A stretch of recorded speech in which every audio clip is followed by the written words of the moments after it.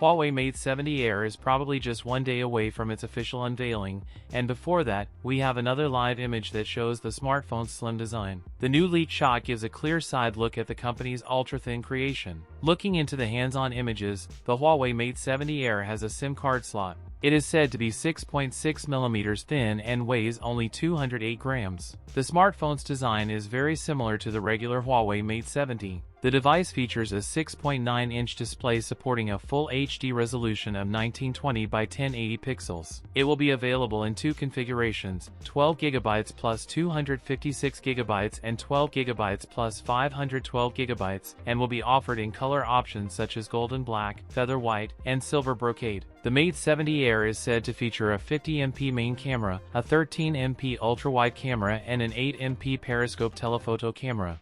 The Mate 70 Air is rumored to be getting a massive 6,500 mAh battery that can be charged via USB-C at up to 66 watts. Huawei is preparing to launch the Mate 80 series in China, expected to debut in November. That's it for today's video. If you enjoyed it, don't forget to like, comment, and subscribe for more content. Thanks for watching, and I'll see you in the next one.